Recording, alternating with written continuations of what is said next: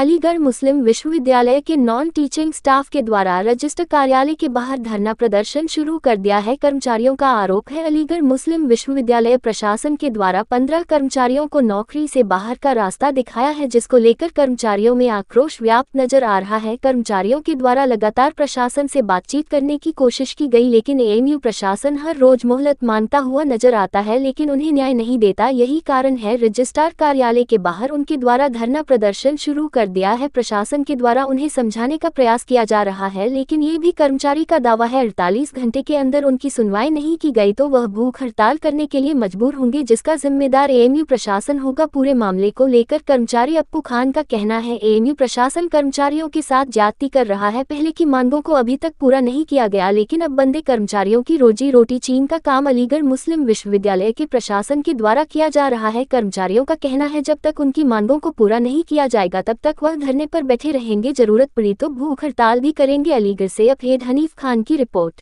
कुल बात हमारी मुस्तकिल चल रही है उनसे। कल भी हमारी बात हुई थी, परसों भी हमारी बात हुई थी, इससे पहले भी हमारी बात हुई है और उनका पूरा मामला यूनिवर्सिटी एडमिनिस्ट्रेशन के नोटिस में है। और जो धरने पर लोग बैठे हुए हैं उनको भी मालूम है, तो ये मामला है इनका। धरना खत्म कराने के लिए इंतजामिया क्या कर रही है? धरना खत्म कराने के लिए इंतजामिया क्या कर रही है? देखिए, हम धरना ना ख़त्म कराते हैं ना धरना लगवाते हैं। हम जो मामला होता है, जो प्रॉब्लम, जो ग्रीवांसेज होती हैं उनको ख़त्म कराने की कोशिश करते हैं कि लोगों की जो जेन्युइन ग्रीवांसेज हैं वो एड्रेस हों और जो जेन्युइन ग्रीवांसेज हैं उनका कोई समाधान हो। और धरना लगना और लगाना ये सब उन लोगों का काम होता है जो थोड़ा सा जिनके नेचर में सियासी चीज़ें होती हैं। हम लोग एडमिनिस्ट्रेशन के लोग हैं, हम ये चाहते हैं कि हर समस्या का समाधान निकले और कानून के दायरे के अंदर। तो सर जो लोग ये धरना दे रहे हैं सर, कोई बात बनी नहीं बनी? ये लोग सर जो धरना दे रहे हैं, क्या लगता है ये किसी पॉलिटिकल पार्टी से इंस्पिरेशन में है? नहीं, बिल्कुल ऐसा नहीं। मैं इस बात को बिल्कुल मैं कह रहा हूँ नहीं, मैं ये कह रहा हूँ कि चूँकि ये एक उसका डेमोक्रेसी का पार्ट बताया जा रहा है कि ये डेमोक्रेटिक रूट है, तो मैं उसके हिसाब से मैं कह रहा हूँ कि वो अपना डेमोक्रेटिक राइट समझ करके उसको एक्सरसाइज कर रहे हैं।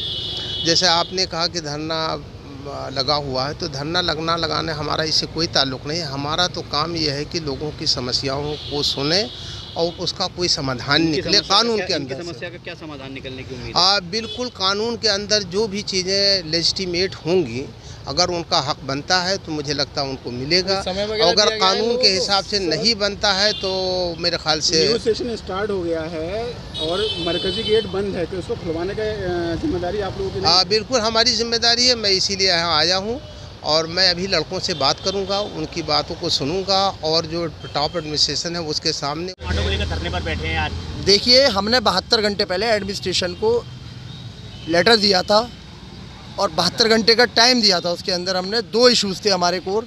एक तो 15 लोगों को जो डिसकंटिन्यू सैलरी कर दिया और डिसकंटिन्यू उनकी जॉब से कर दिया है, उन 15 लोगों के लिए था ये धरना। दूसरा जो इशू था हमारा सैलरी के लिए, डेली वेजर का जो वेतन नहीं बढ़ाया गया है अभी तक, उसके लिए था। जो हमने 72 घंटे का लेटर दिया था, 72 घंटे हमारे कंप्लीट हो गए। उसके बाद हमने धरना लगा दिया है यहाँ पर। कब तक धरना चलेगा? धरना तब तक चलेगा जब तक हमारे 15 मजलूम लोग जो हमारी नौकरी से निकाला गया है और बिल्कुल इलीगल निकाला गया है, इनको गलत तरीके से निकाला गया है। इलीगल कैसे निकाला गया? इलीगल इस तरीके से निकाला गया, सबसे पहले जब आपने 2 मई को इनको एक्सटेंशन दे दिया, ये लेटर है एक्सटेंशन का, वाइस चांसलर ग्रांटेड कर रही है कि इनका एक्सटेंशन दे दिया गया, एक्सटेंशन इनका हो गया 15 लोगों का। उसके बाद आनन फानन में 27 दिन का गैप देके इनको एक लेटर दिया जाता है कि आपको डिसकंटिन्यू करा जाता है सैलरी से, और आपको फिर 22 जून को डिसकंटिन्यू 3 लोगों को और करा गया कि आपको जॉब से निकाल दिया जाता है। आज की तारीख में शक्ल ये है कि ना तो ये लोग साइन कर रहे हैं, ना इन लोगों को वहाँ पर हाजिरी लग रही है, इनकी कुछ नहीं हो रहा वहाँ पर। आपने अल्टीमेटम दिया तो उसके बीच कोई बातचीत हुई है प्रशासन? जी, बातचीत हुई है हमारी बातचीत प्रॉक्टर साहब से मुसलसल चल रही है। कल रात भी हुई बातचीत।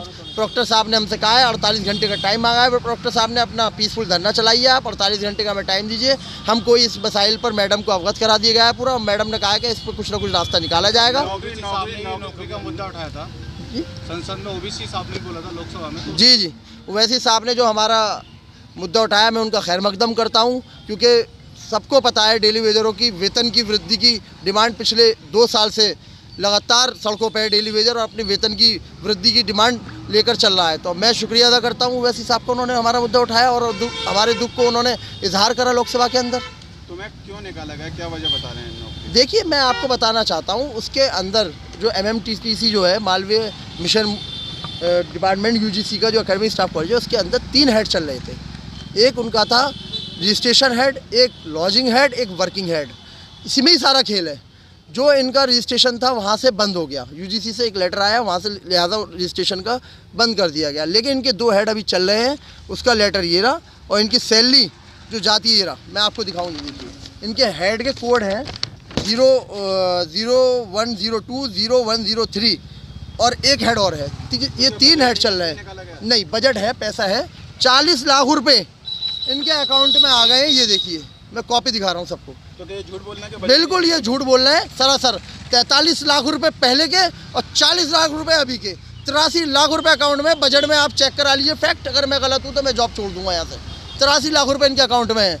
जब 40 लाख रुपए गवर्नमेंट दे रही है UGC, तो आप कैसे आप जब दूसरे अकाउंट से इन लोगों को पैसे दे रहे हैं लॉजिंग से 103 से, तो आप लॉजिंग से चला सकते थे ना इनको।